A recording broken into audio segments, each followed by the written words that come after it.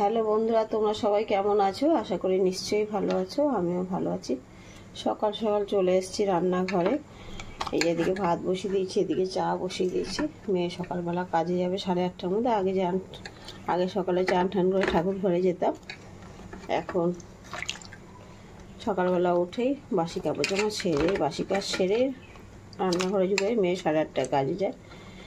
এই পেঁপে কেটে নিয়েছি, এখন ভাতের মধ্যে পেঁপে সিদ্ধ দিয়ে দেবো। একটু বেগুন কেটে নিয়েছি, বেগুন ভাজবো। আর এদিকে চা বসিয়েছি। এদিকে আমি একটু মধু জল খেয়ে নেব। সকালবেলা উঠে একটু মধু জল খাই গরম জল দিয়ে।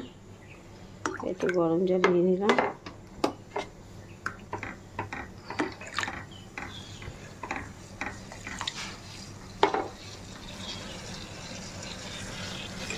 হচ্ছে মধু, আমি এখন এই মধু জলটা খাবো। এই দেখো ভাতটা ফুটে গেছে, এখন ভাতটা একটু কমিয়ে দেবো, নাহলে পড়ে যাবে। এই গ্যাসটা একটু কমিয়ে দিলাম।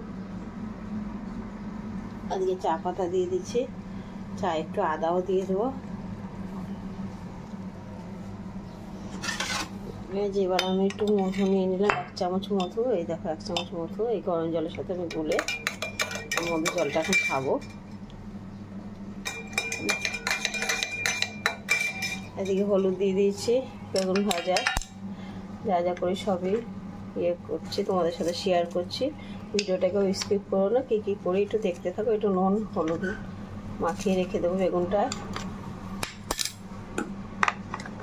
এদিকে ফুলকপি আলু দিয়ে কাতলা মাছের ঝোল, মেয়েকে খাবার দিয়ে দেবো। বেগুন ভাজা, পেঁপে সিদ্ধ আর ফুলকপি আলু, কাঁচা লঙ্কা চিড়ে কাতলা মাছের ঝোল।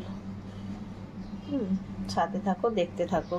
আমার ভাত হয়ে গেছে, ভাত দিয়ে দিয়েছি। এদিকে চা হয়ে গেছে, চা ফ্লাক্সে ঢেলে নিয়েছি। আর এখানে বেগুন ভাজাটা হয়ে এসছে, বেগুন ভাজাটা হয়ে নামাবো এখন। হ্যালো বন্ধুরা, মেয়ে খাবার নিয়ে কাজে চলে গেছে।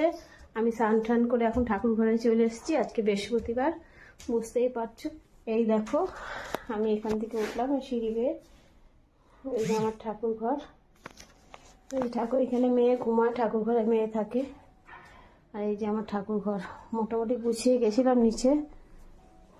আজকে বৃহস্পতিবার আমি পুজো টুজো দিচ্ছি। দেখো ঠাকুরকে, এই দেখো ঠাকুর পুজো দিয়েছি, সব গুছিয়েছি। যে পুজো টুজো করলাম। আমাদের বৃহস্পতিবার পান কলা তেল সিন্দুর সব দিতে হয়। এই যে আমার বাবা তারকনাথ, বড় মা, মা লক্ষ্মী, বজরংবলী, বাবা লোকনাথ, জগন্নাথ, বুদ্ধদেব, লক্ষ্মী নারায়ণ, তারা মা, এটা গণেশ পুজো দিচ্ছি। তার মধ্যে বাইরের প্রকৃতিটা তোমাদের একটু দেখাই। এটা আমার ঠাকুর ঘর, দেখতে পাচ্ছ? এখানে সব ছেলের বই। এটা আমার একটা মেজারিং ফ্লোর, গ্যারেজ ঘরের ওপরে ঠাকুর ঘরটা। এই যে বাইরের প্রকৃতিটা দেখো, দেখতে পাচ্ছ বাইরে?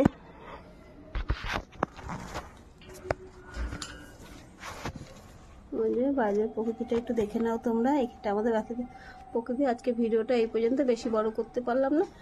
গিয়ে এবার নিচে গিয়ে কিছু টিফিন করব। আর কিছু দেখালাম না আজকে, এই পর্যন্ত।